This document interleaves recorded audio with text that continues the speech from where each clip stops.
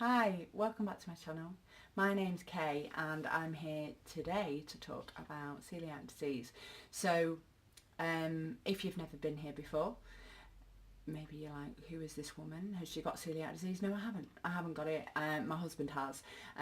He had it when we were dating. He got diagnosed and we've learned over the last 16 years how to figure it out. So yeah, maybe you'll get some hints and tips and maybe even some help on what not to do. That's probably more important, isn't it? So when I first met my husband, he was within a first couple of months there was obviously something up. He kept nipping off the loo and I was like, well, he took his phone, as boys do, and I thought, well, maybe he's sorting out like a personal matter that his new girlfriend doesn't need to hear about. Maybe he's clearing up some like old dodgy business. So I waited for the kind of conversation, and then it came down the stairs one day and he said, I've got something I need to talk to you about. And I was like, oh my gosh, what on earth could you need to talk to me about? And he said, well, I've got IBS. Is it going to be a problem? So I was really relieved because I was just like, oh my gosh, thank God it's not another girl. But I was like, this isn't IBS, I'm sure you've noticed you're a bit underweight. He had like a 24-inch waist. He's 5'9" and he was like just under 9 stone at the time, which is ridiculously skinny. And I said, look, that's not IBS. IBS kind of, well, I thought I knew everything because I was in my last year of nursing studies, so I thought I knew every disease known to man. I'd never heard of celiac disease. So I just thought there was something sinister or urgent wrong with him and sent him back to his doctors thinking he's got a hole in his colon, he's got, Crohn's, or he's got something awful wrong with him like colitis.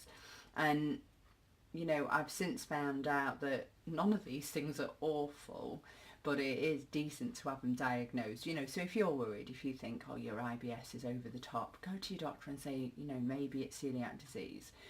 Turns out it does have IBS as well as celiac disease and a hiatus hernia. So I've just told him he's got a badly designed gut.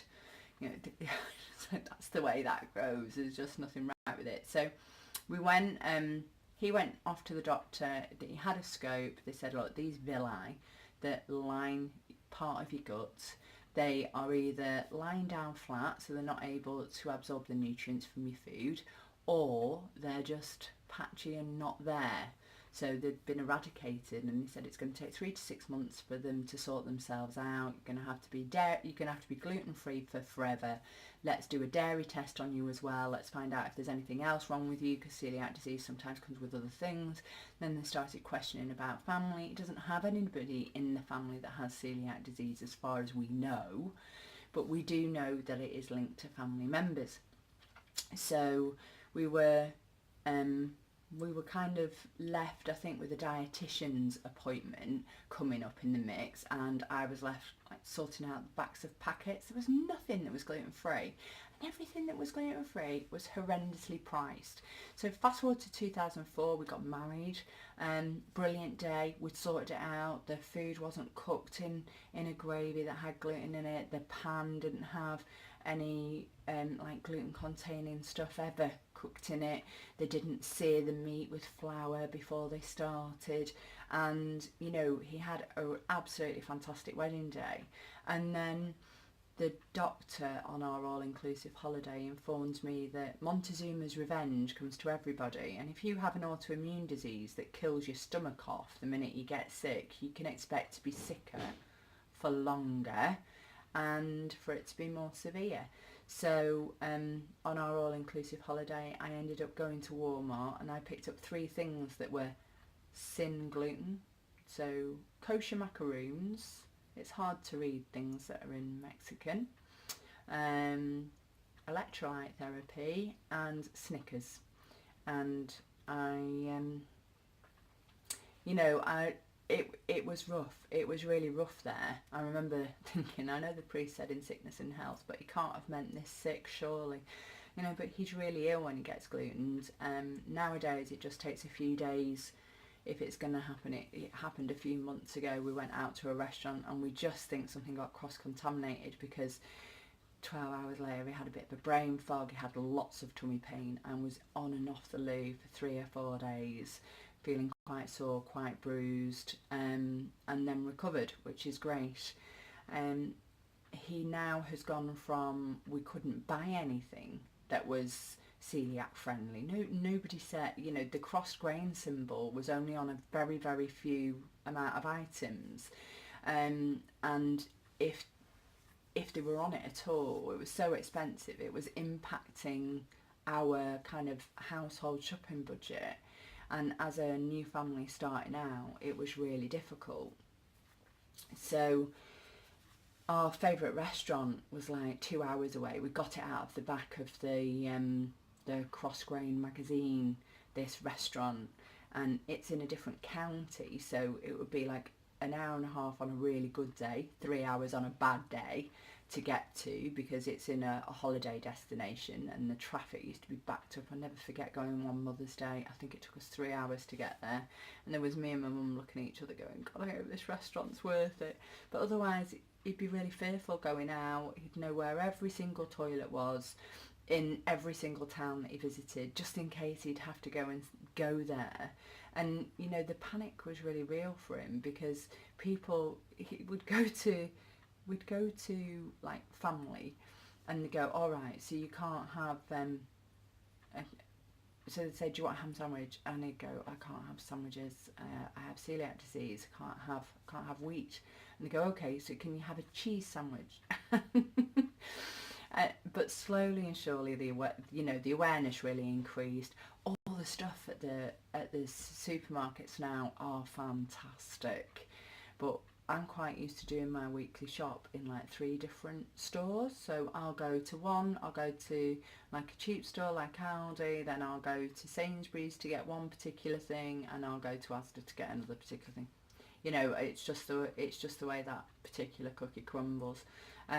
This week, where are we shopping this week? Tesco's this week. They're doing a right old range on gluten-free stuff, which is fantastic. So we're getting that in tonight, a bit of home shopping. And then he's not been sick in ages, and now our favourite restaurant is literally down the road. It's a 5-minute walk. There is a choice of at least 3 or 4 things, starters, mains, puds, and he can have it with a Peroni. You know, his favourite meal used to be, when he used to come and see me and we were boyfriend and girlfriend, we would have a butty, then we would go out, we would have lager, and then we would have a Sunday dinner, which comes with like Yorkshire puddings. And now he can have all of those things, but he can have the gluten-free kind of alternative. So him and his badly designed gut can go out with his family and sort out a dinner without fear. I'm sure he doesn't know quite as many toilets as he used to, and he's increased from 9 stone up to 12.5 stone. You know, when you're coming back, when he was really bad, and he just couldn't bring himself to eat at times because he was just scared of the food. And I'll put it in the next video about how to kind of live in the house with somebody with celiac disease. But we're used to it, but people still walk into our kitchen now and go, why have you got 2 toasters? And it's like, oh, right, you know, and you can't come round and have normal pasta. Normal pasta doesn't exist in our house because of cross-contamination. So we've always got to be a step ahead still. But other than that, living with celiac disease now, in comparison to then, super easy, and more people are coming on board. But the Celiac UK Society say 1 in 100 people have celiac disease.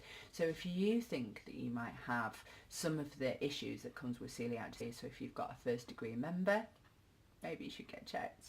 If you've got, that means like a mum, a dad, a brother and a sister, or a daughter and a son, go and get checked.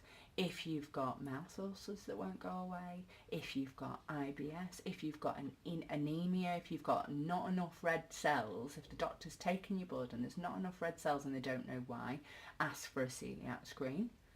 And if you feel that your IBS is a bit out of kilter with the normal IBS, I have IBS, it's really sore. I hate it, I hate IBS.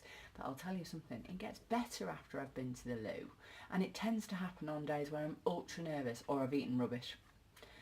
Then it'll happen. But it's nothing like the celiac. I don't go to the toilet like loads and loads of times. I don't go to the toilet 10 times in the morning. I'm not doing that. I'm not getting mouth ulcers. I'm not feeling like a brain fog. If that was happening, I'd be asking my doctor for a celiac screen. So I'll put some details down below, and hopefully I've put some details on the video too. Thanks very much for coming and having a listen. I'll see you in my next video.